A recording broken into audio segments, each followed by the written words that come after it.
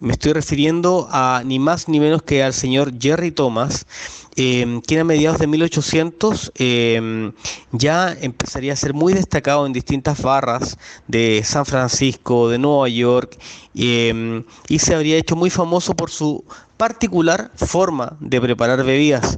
Es famosa su imagen preparando un Blue Blazer, este brebaje que contiene whisky americano, azúcar y agua, en el cual él prendía fuego y lo hacía pasar de un vaso a otro como si fuera una cascada. Esa forma particular, especial de servir, le llamaron flair.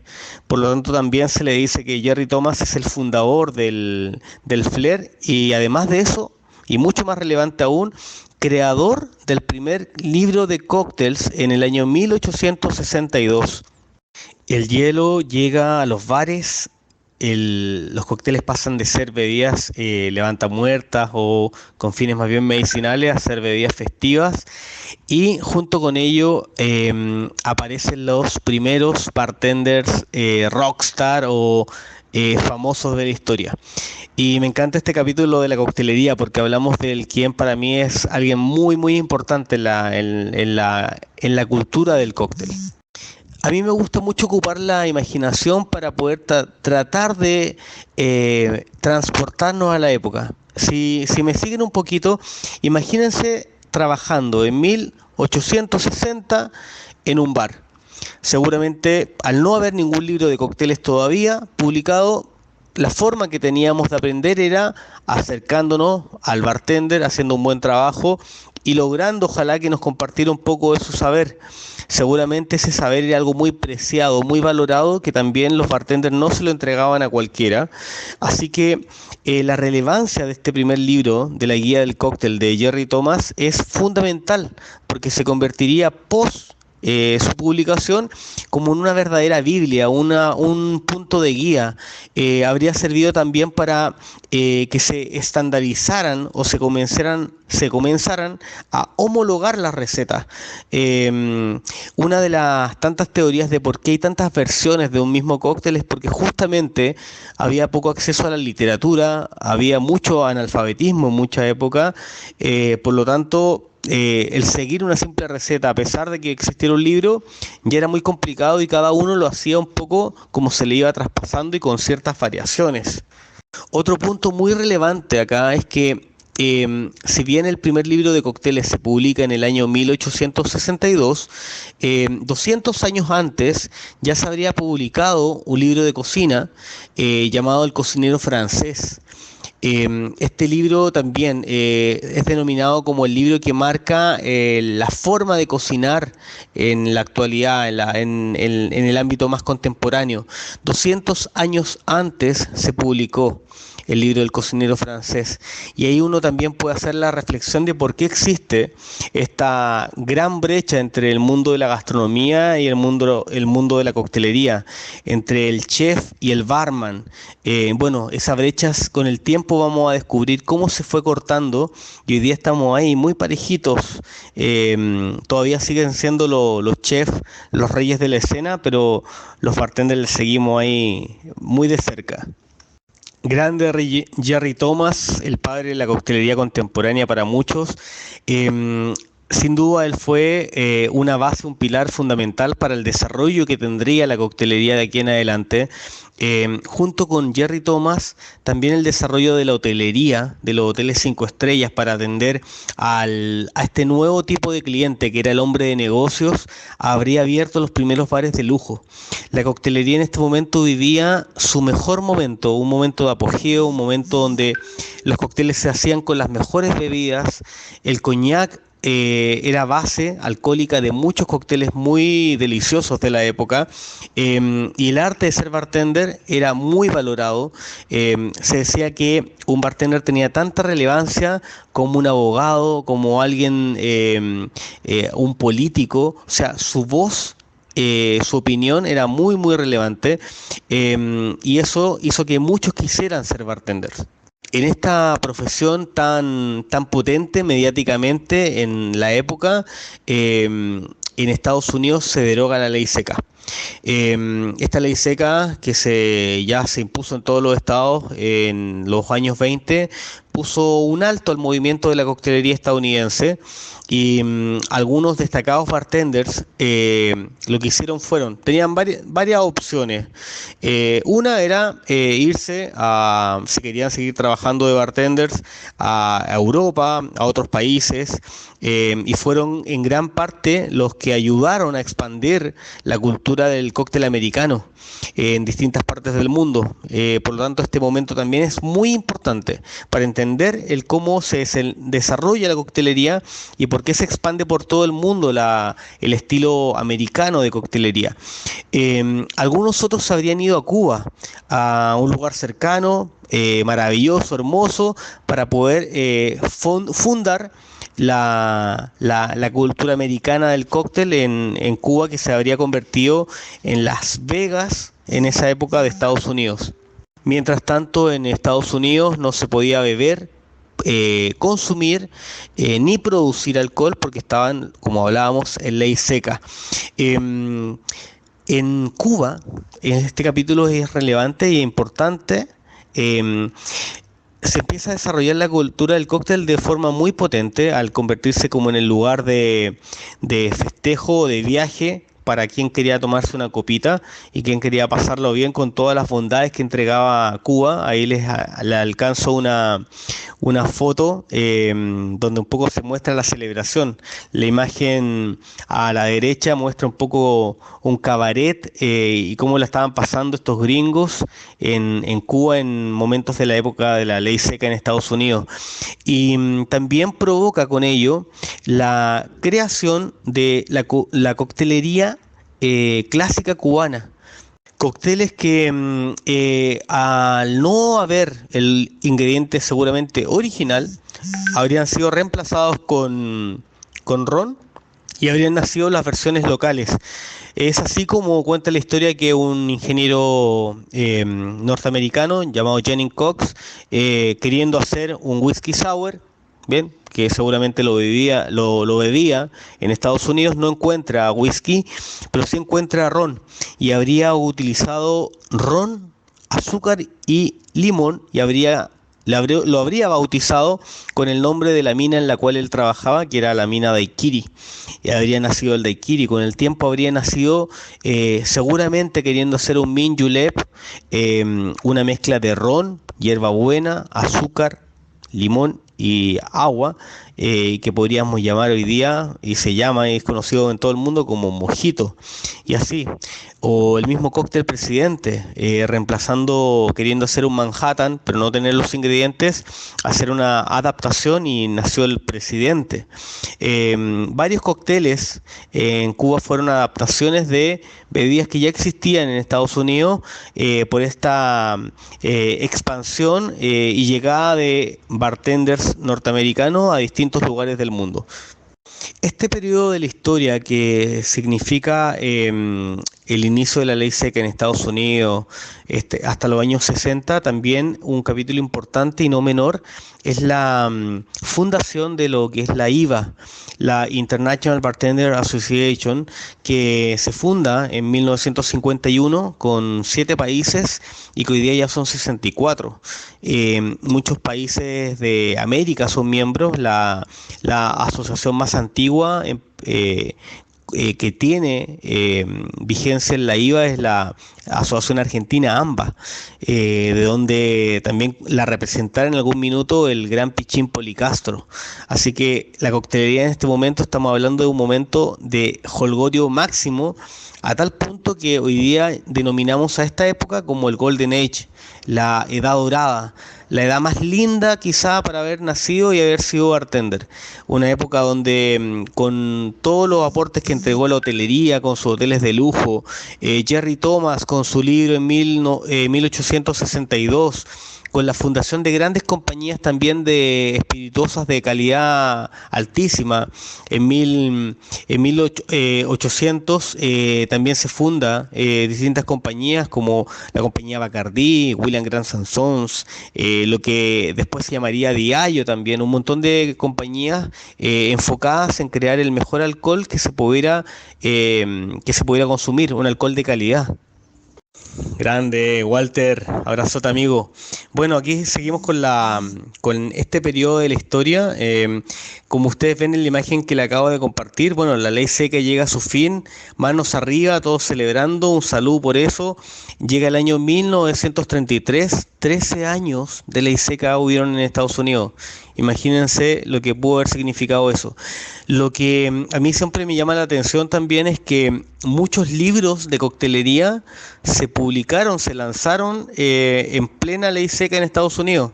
Eso es muy irónico porque se publicaba algo que en realidad no se podía realizar porque eran recetas de cócteles, libros muy lindos y muy valorados al día de hoy, que se pueden adquirir en distintos medios hoy día en digital, y que fueron publicados justamente en el periodo entre 1920 y 1933. Es irónico porque no se podía beber alcohol, sin embargo se publicaban libros de cómo preparar cócteles.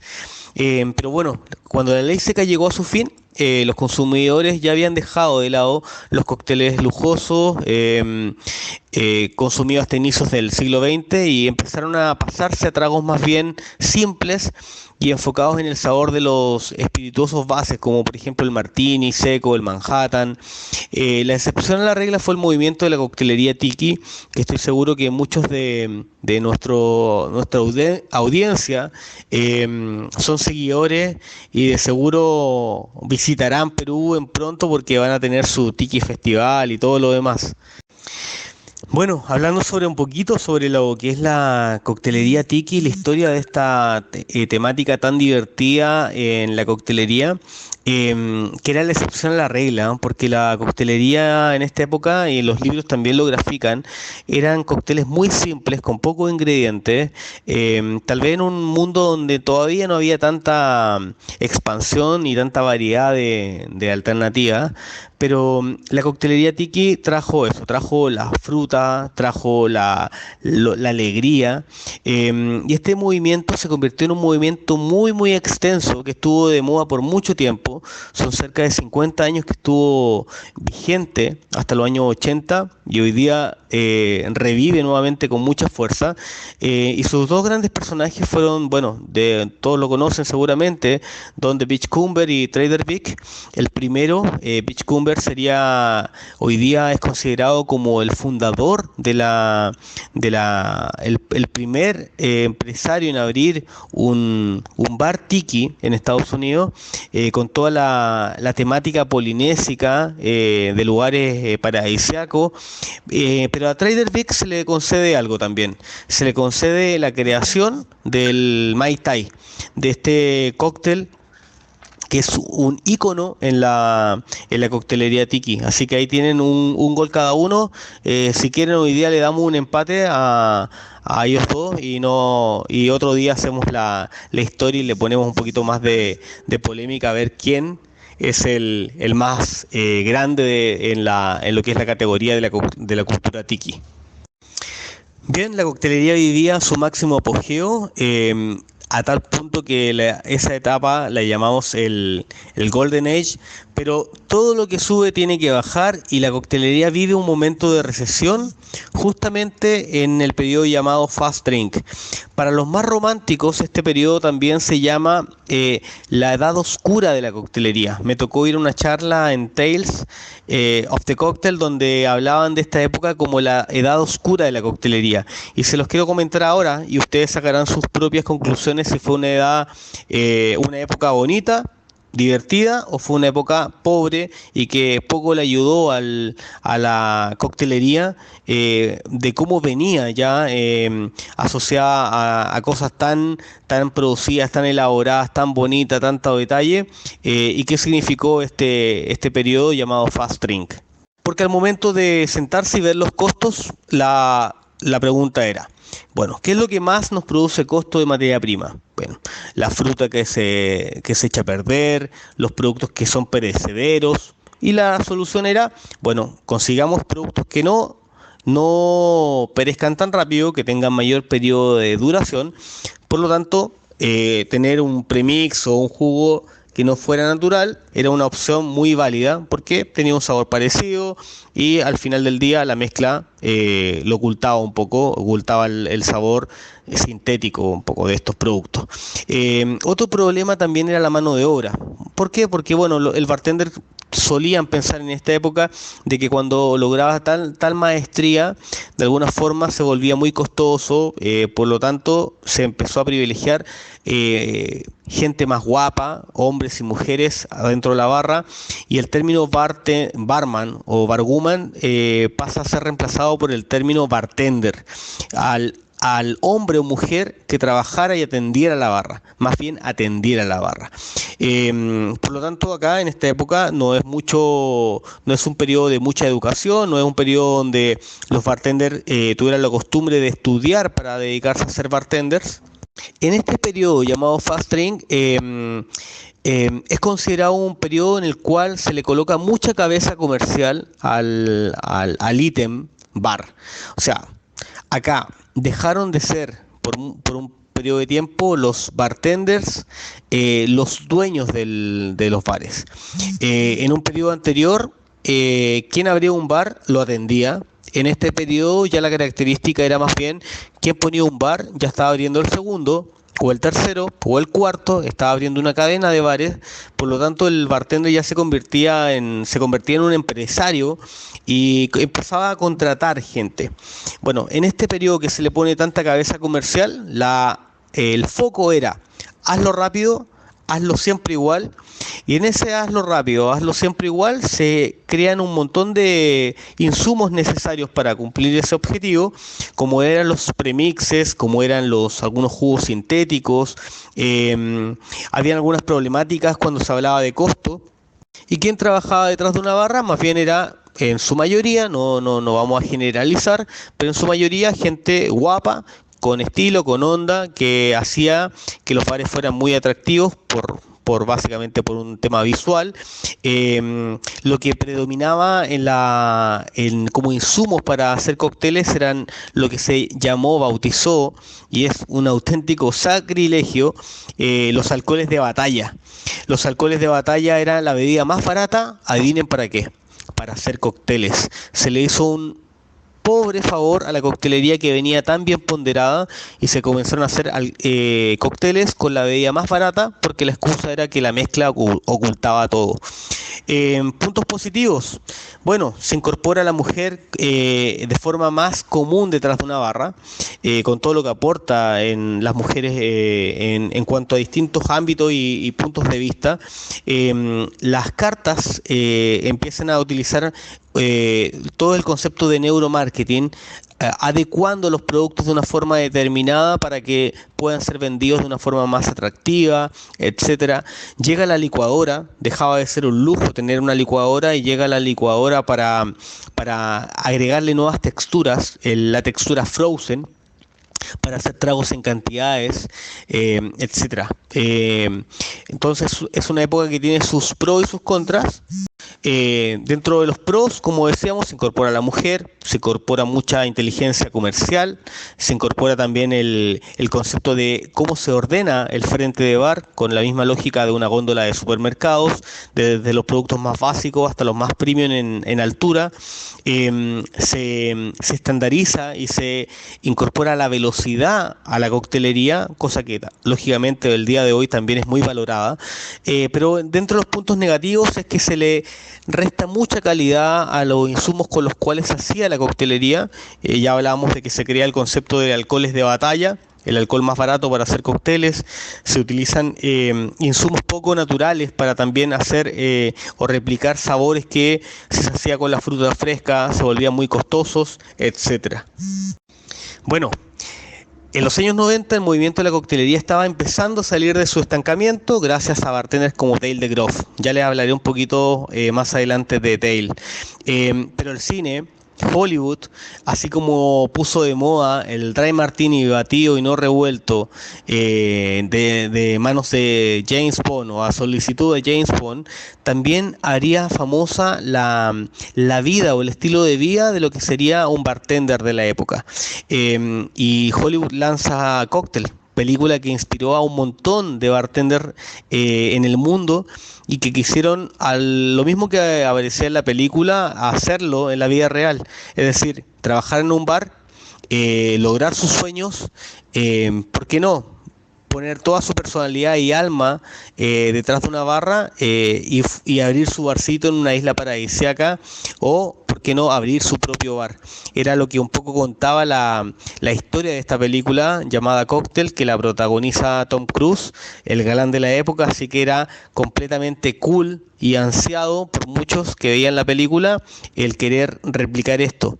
Y algo muy particular, el flair, lo que se podía ver detrás de las barras, todo ese entretenimiento con botellas cocteleras y haciéndolo en dupla, fascinaba a muchos que ya todavía seguramente no eran bartenders, pero que les brillaban los ojitos cuando veían la película y se imaginaban ellos haciendo lo mismo. Yo soy uno de esos bartenders que gracias a la película la veo a los 15 años y soñaba también con ser un bartender, conquistar chicas guapas, etcétera, cosas que a uno se le ocurre de repente, trabajar en lindos bares y sentir que más que un trabajo era algo muy muy entretenido. Irónicamente esta película, que con muchos amigos hablábamos, de hecho comentábamos, ¿por qué no harán la segunda parte con el hijo de Brian Flanagan y todo lo demás? Cosas que se nos ocurren solamente a los bartenders. Irónicamente obtuvo el premio Frambuesa. Es decir, en el año que se lanza, recibe el premio a la peor película del año. Pero para muchos bartenders, actualmente es una película de que está guardada ahí y que en muchas escuelas incluso se la muestran o le piden a sus alumnos que la vean para que un poco se contagien de lo que era ser bartender en los años 80, 90.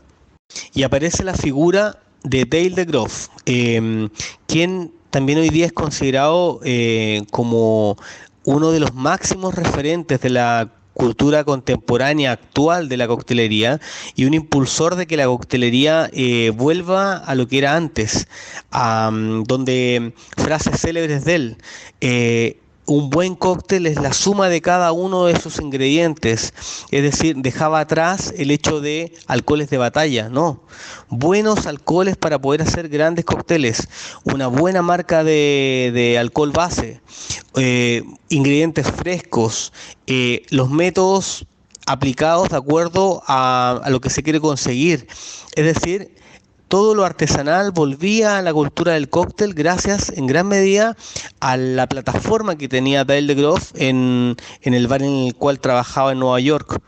Y es así como Dale DeGroff, quien él estudió originalmente para ser actor y buscaba una barra para que fuera descubierto por un director de cine, termina convirtiéndose en un prócer de la coctelería actualmente. En una de las entrevistas él comenta que una mañana enciende el televisor y ve cómo a un señor vestido de una forma muy particular, impecablemente de blanco, en un mercado, la periodista le hacía preguntas sobre los proveedores, sobre los productos que elegía, y él veía cómo este personaje tomaba el pescado, veía su calidad, miraba los ojos, él elegía las hierbas, y se da cuenta que en el GC, en la línea donde aparece el cargo de quién era ese personaje que estaban entrevistando, decía chef. Y él se preguntó, ¿quién es este chef? Palabra que hoy día es muy común, pero que en esa época era como decir mixólogo, una palabra relativamente muy antigua, pero que se estaba nuevamente utilizando.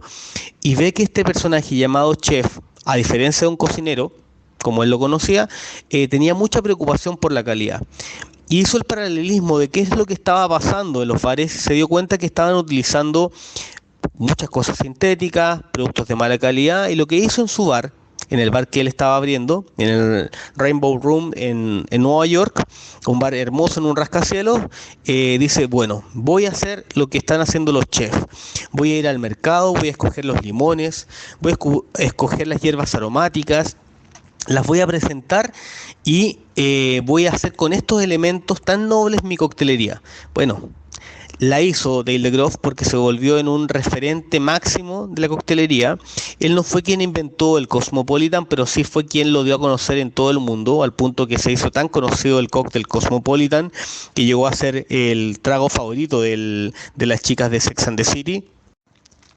Y junto con ello, también en la forma de cómo él se relacionaba con la prensa era muy especial. Uno podría pensar que con sus dotes actorales también tenía cierto histrionismo al momento de hablar y de comentar, pero él siempre dentro de su léxico y dentro de sus comentarios hablaba de la coctelería, de lo importante para hacer un gran cóctel, que es la suma de cada uno de sus ingredientes, donde lo más importante es el hielo. Empieza a hablar de la importancia del hielo cuando nadie hablaba de eso. Comienza a hablar de vitaminas, de las sensaciones que se despertaban con ciertos botánicos y con cuáles no. En definitiva, fue un adelantado a la época, un señor que a la actualidad va a cumplir 70 años y que sigue siendo un referente máximo de la coctelería. Bueno amigos, estamos llegando al final de la charla, ya vamos a hacer la última rueda de preguntas, espero hayan disfrutado este pasado, presente y futuro del cóctel, pero hasta el momento hemos hablado del pasado y presente. Para el futuro, ¿qué es lo que viene? Bueno, solamente una reflexión. Para mí, en el futuro de la coctelería, en cada uno de los lugares donde nosotros trabajamos, donde vivimos, va a depender en gran medida de cómo lo hagamos cada uno de nosotros. En la medida que tomemos todo lo positivo que tiene esta época y lo llevemos con calidad, con cariño y poniéndole también eficiencia, velocidad, en nuestros bares esto va a durar muchísimo tiempo. La primera edad de oro duró poco más de 40 años. No sabemos cuánto va a durar esta nueva edad de oro. Esperamos que dure mucho tiempo. Lo único que les puedo decir es que un estudio de la revista Drinks informaba de que de aquí al año 2020, nos quedan unos años todavía para llegar ahí, pero que de aquí al año 2020 van a haber 400 millones de nuevos consumidores de coctelería. Y alguien se preguntará, ¿dónde están esos 400 millones de tomadores de coctelería? Hoy día todavía no lo saben, pero se van a enamorar con la copa que ustedes les sirven el día de mañana. Cuando la sirvan con amor, con cariño, cuando se hayan preparado para hacerlo bien, ahí están esos 400 millones de nuevos consumidores de coctelería y eso nos da un tremendo futuro con un montón de consumo de lo que a nosotros más nos gusta, que es que se acerquen al bar, nos pidan una copa y podamos compartir a través de eso lo que amamos lo que es nuestro arte. Bueno, les agradezco chicos. Ricardo, un placer oír, la clase realmente excelente. Y lo que me gustaría preguntarte es sobre un libro que a mí me gusta mucho, y que, o sea, no oyo que muchas personas hablen, que es el libro de Harry Johnson, ¿no? Y que me parece que también fue importante, o sea, por lo menos a mi visión, ¿no? Y me gustaría saber cuál es tu opinión sobre eso.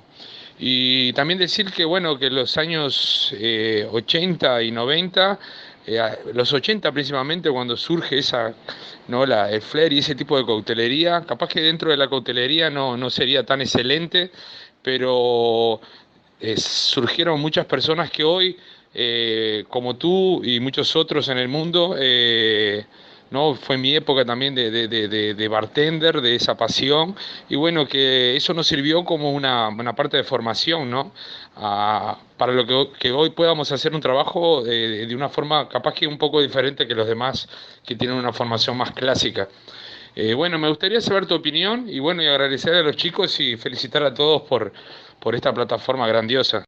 Buenísimo. Nada, feliz de poder compartir con un montón de colegas tan queridos de la región.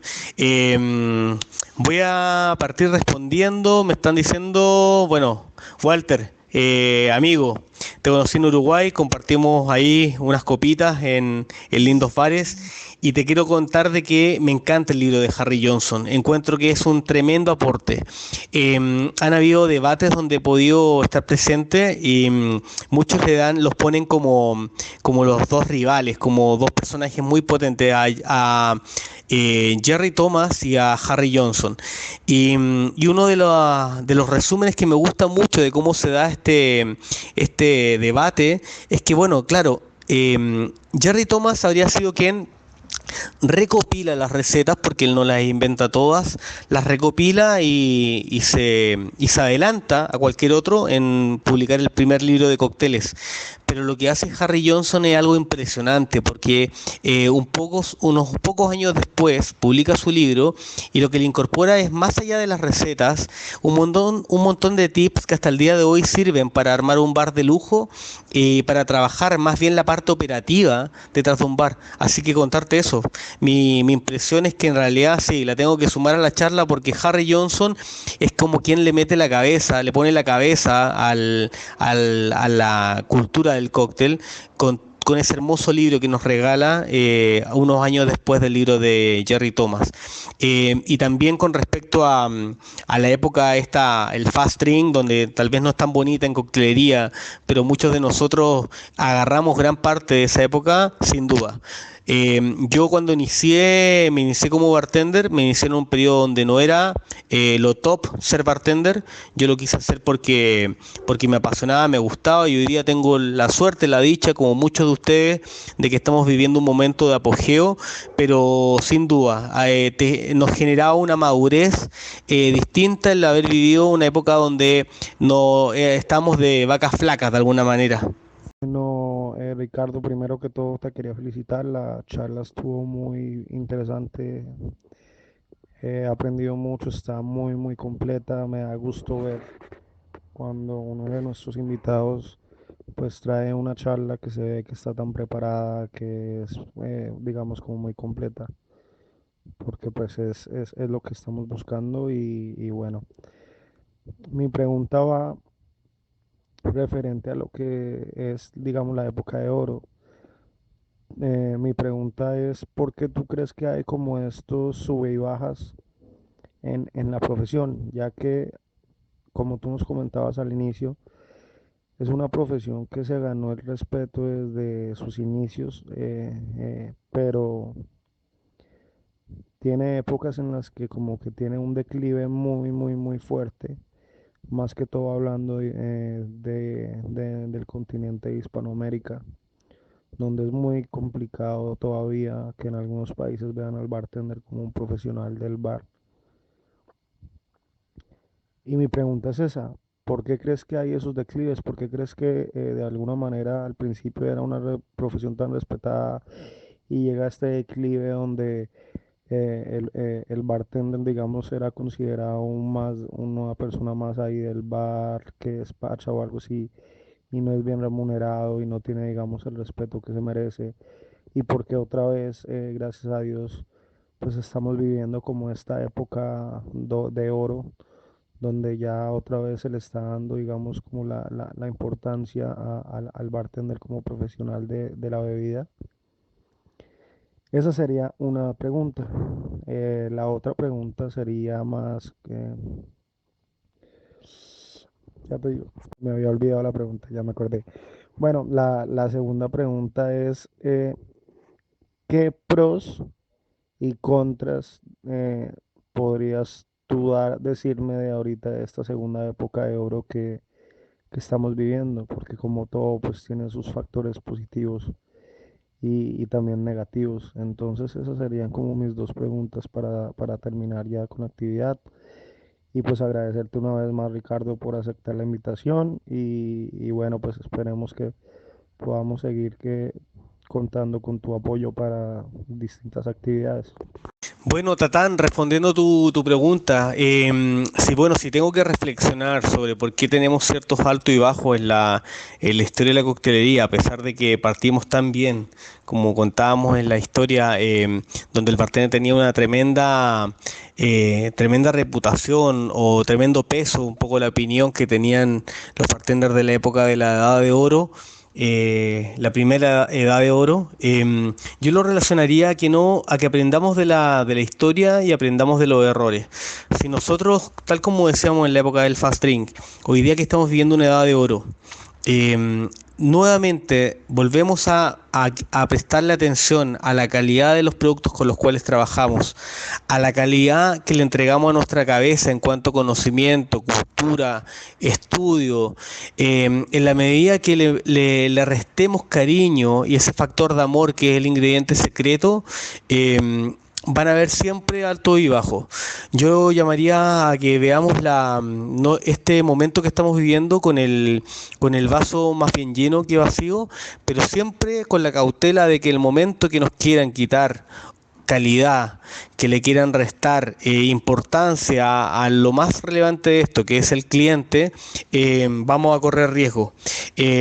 Tratemos de todo lo que tenga que ver con mala calidad de productos, sacarlos de nuestro repertorio, todo lo que tenga que ver con que el cliente no es lo más importante, también eso no puede ser. El cliente es el rey, y el bartender es el signo de la hospitalidad. Y de esa forma creo que vamos a al menos mitigar los altos y bajos que puedan haber por factores económicos, por factores de motivación, etcétera. Hoy día los buenos bares manejan la suma atención a los detalles, más coherencia entre servicio y velocidad. Si mantenemos un equilibrio entre la atención a los detalles y la coherencia entre el servicio y velocidad, de seguro vamos a tener menos altos y bajos. Bueno, ante todo, pues felicitarlo, maestro. Excelente curso. La verdad, igual que Tatán y todos los colegas, creo que estamos contentos de pues, escuchar esos audios que la verdad nos enriquecen cada día nuestros conocimientos. La verdad, aparte de escucharlo, también estaba indagando y investigando también por la web referente a lo de la época de la ley seca en Estados Unidos. Como consecuencia de esto, sabemos que pues surgieron los speakeasy, donde pues eran bares clandestinos, ¿no?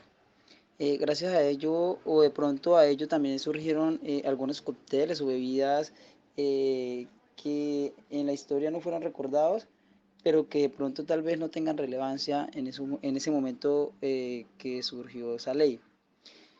¿Qué cócteles o qué bebidas, aparte de la que pues, nos contaba después de la ley seca del Cosmopolitan, surgieron o se dieron a conocer en ese momento? ¿Sí? Y viendo también algo de historia, nos damos cuenta de la aparición de Elizabeth Flanagan, creo que es una, o la primera barmaid de la historia, ¿sí? Entonces, en esa parte no se tocó mucho de pronto el rol de la mujer ahí, lo que fue Navarra, que también surgió una polémica por eso en Estados Unidos, pero que también tal vez ahí hubo como un auge para la mujer, o qué nos podrías decir respecto para algunas de las colegas que se encuentran presentes en este grupo, referente a esta aparición de la barmaid en las barras. Ante todo le agradezco mucho, la verdad, un abrazo fraternal desde Florencia, Caquetá. Es algo difícil aquí el tema de la coctelería, pues tratamos de enfatizar bastante estos temas en esta parte del país, y la verdad agradecido con Consulta Bartender y todos los integrantes, directivos y personas a cargo de estos cursos. Que tengan un buen día y gracias, la verdad quedo feliz por lo escuchado. Buen día. Gracias, Víctor, por tus preguntas, por tus palabras. La verdad que sí, nunca es suficiente hablar de lo más bello que nos entregó la vida, que son nuestras mujeres. Y sobre las mujeres y su rol, bueno, me gustaría solamente decir que si bien le incorporan un ingrediente único a la barra, uno de mis cócteles favoritos, el Hanky Panky, fue creado por la primera jefe camarero del Hotel Savoy. Me estoy refiriendo a Ada Coleman.